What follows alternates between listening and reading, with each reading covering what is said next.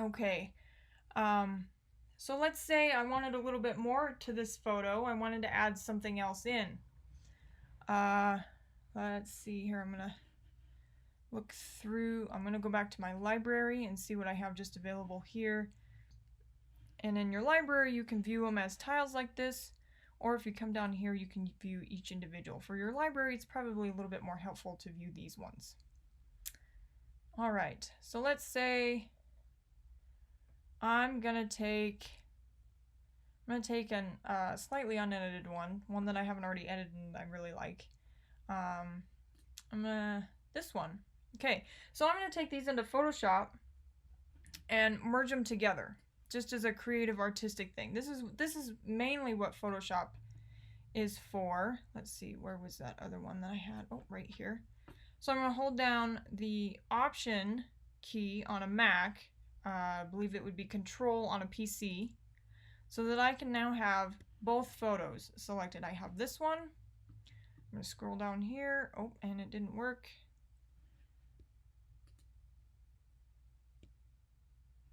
Let's scroll back up, see if it, okay. Maybe it's Control. Nope, not Control, how about Command? Okay. Forgive me, I'm still learning Mac. I use PC for my full-time job and then a Mac, so back and forth. I still have to learn a little bit about Mac. So if you hold down Command, click on one photo, or click on one photo, Command click on another photo, you'll have them both selected at the same time. Now I'm going to right-click and edit in Photoshop. And this is where Lightroom is super handy. And it'll bring this over to Photoshop for me. And we'll kind of discuss what we can do in Photoshop versus Lightroom.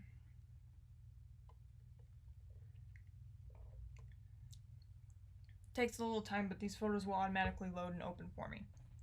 So one of the huge differences is if you have a lot of photos to edit, you don't really want to do it in Photoshop because, as you can see, you have to open each photo file on its own, versus Lightroom, it's already there. You can see all the files, and like we said, it's referencing from one file to the next. Or, I'm sorry, not from one file to the next. Lightroom is the database referencing back to the files that you have on your computer. Whereas Photoshop, you're actually opening each individual file one at a time. So if you had 100 photos from an outing that you did, or a portrait photo shoot, or just, you know, out taking pictures of your dog, and you want the best ones, you'd have to open each and individual one if you were to use Photoshop. So here I have Photoshop open, and these are somewhat edited. I think I was just playing around with it. Turned out I didn't really like this one, so I didn't do a whole lot of anything past, and you can see Jay's face is a little blue. So Photoshop, here's my original photo. I'm going to create a copy, duplicate the layer, because as Jay said, in Photoshop, anything I do to this layer, it's going to be a destructive edit. So if I do something and save it, this photo is forever altered. There's no going back. Whereas Lightroom, all those edits that I did, I'll go back here and back to my develop module.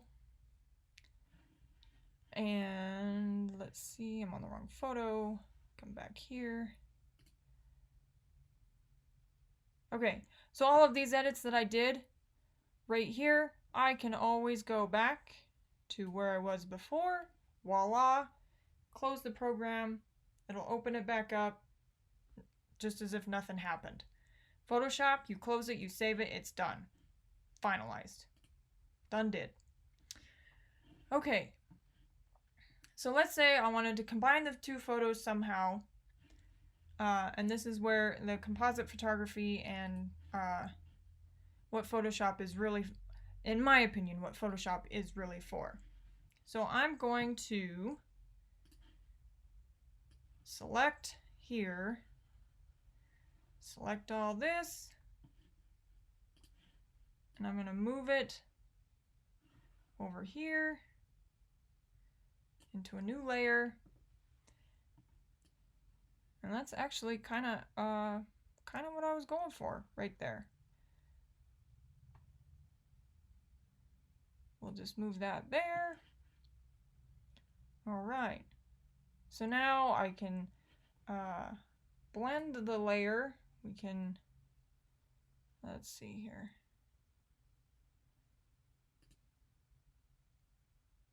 Been a while since I have played in Photoshop, so, oh, okay, there we go. I am going to make that a black and white. Oops. Okay. Well, not really oops. So I made the whole thing black and white, but this created a mask here that now I can, where's my, oh, it's just so small I can't even see it. I can take this brush and decide what is going to be in color and what is not.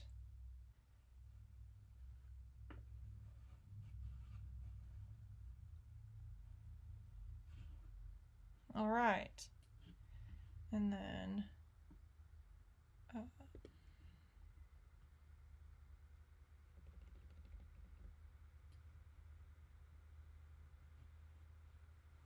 there we go. So, and there's a lot more that I'm envisioning here that I could do with this, but this is just as an example. This is what Photoshop, what I believe Photoshop truly is for composite photography.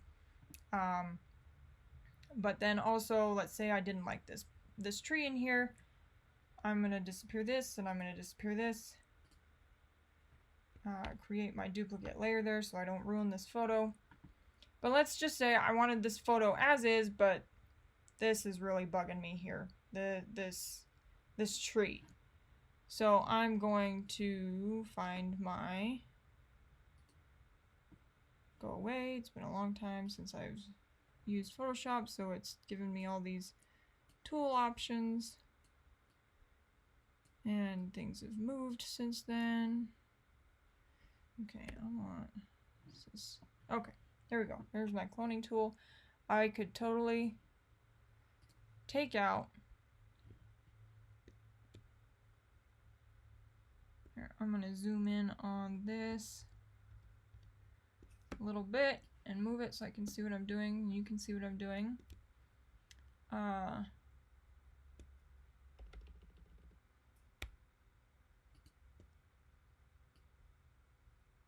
Oops. Okay, so I selected a little too much there. There we go.